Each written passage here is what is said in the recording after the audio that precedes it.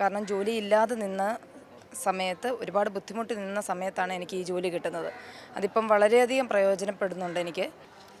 കുടുംബശ്രീ മുഖേനയാണ് എനിക്ക് ഈ ജോലി കിട്ടിയത്.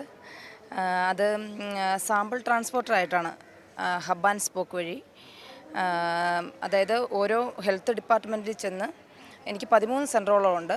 ആ 13 സെൻറ്ററിലും സാമ്പിൾ കളക്ട് ചെയ്ത് ഗവൺമെൻറ് ഹോസ്പിറ്റലിൽ കൊണ്ടെത്തിച്ചു കൊടുക്കുക എന്നുള്ള ഒരു കർത്തവ്യമാണ്. എൻ്റെ പേര് നന്ദനാർ നായർ. എനിക്ക് പത്തനംതിട്ടയുടെ ഭാഗമായിട്ട് ജോലി കിട്ടി. കുന്നന്താനം മുത്തൂറ്റ് ഫിൻകോർപ്പിലാണ്. അപ്പോൾ ഓണം കഴിഞ്ഞ് ഞാൻ ജോയിൻ ചെയ്യും. അതെ, വീടിനടുത്ത് തന്നെ ഒരു ജോലി കിട്ടി. അതിൽ വളരെയധികം സന്തോഷമുണ്ട്. ആതിര കുഞ്ഞുമോൻ വിജ്ഞാന കേരളത്തിലൂടെ തിരുവല്ലയിൽ ടൈറ്റസിൽ വന്നായിരുന്നു. അങ്ങനെ അവിടെ പോയി സെലക്റ്റായി. MEC മൈക്രോ എൻ്റർപ്രൈസ് കൺസൾട്ടൻറ്റ് കിട്ടുമെന്ന് ഉറപ്പില്ലായിരുന്നു. ഇൻ്റർവ്യൂവിന് നല്ലപോലെ അറ്റംപ്റ്റ് ചെയ്തു. പിന്നെ ഫോൺ കോൾ ചെയ്ത് സെലക്ട് ചെയ്തെന്ന് പറഞ്ഞു. പിന്നെ അവിടെ പോയി. സന്തോഷമായി. എൻ്റെ പേര് ശ്രീജ, കവിയൂർ ഗ്രാമപഞ്ചായത്തിൽ നിന്ന് വരുന്നു. ഞാനും ഇതുപോലെ ടൈറ്റസ് കോളേജിൽ തൊഴിൽമേള വെച്ചിട്ടുണ്ടായിരുന്നു. അങ്ങനെ ജോയിൻ കിട്ടിയതാ തൊഴിൽ. ഇത് നല്ല കാര്യമാണ്. എല്ലാവർക്കും ഒരു തൊഴിലില്ലാത്തവർക്കെല്ലാം നല്ല തൊഴിൽ കിട്ടുന്നത് നല്ലതാണല്ലേ. അത് നല്ല അഭിപ്രായം ഞങ്ങൾക്ക് തന്നെ. ഞാനും ഇവിടെ കോയിപ്പുറം ഗ്രാമപഞ്ചായത്ത് CDSൽ വർക്ക് ചെയ്യുന്നു, MEC ആയിട്ട്. സന്തോഷം ഇങ്ങനെ ഒരു ജോലി കിട്ടിയാൽ. ജില്ലാ മിഷനോട് താങ്ക്സ് പറയുന്നു. എൻ്റെ പേര് പ്രത്യാശ് ജോർജൂട്ടി.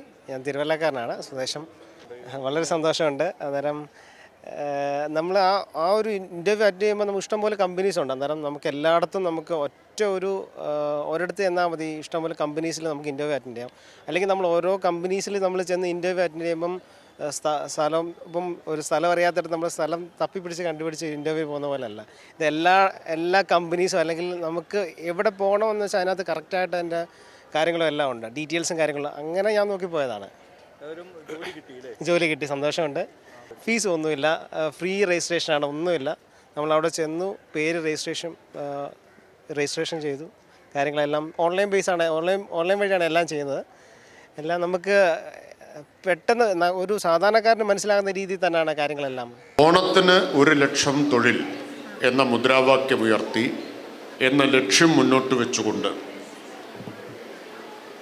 വിജ്ഞാന കേരളത്തിൻ്റെ ആഭിമുഖ്യത്തിൽ കുടുംബശ്രീയുടെ നേതൃത്വത്തിൽ നടത്തിയ ക്യാമ്പയിൻ, അതിൽ ആദ്യം ലക്ഷ്യം കൈവരിച്ച ജില്ലയായി പത്തനംതിട്ട ജില്ല മാറിയിരിക്കുകയാണ്.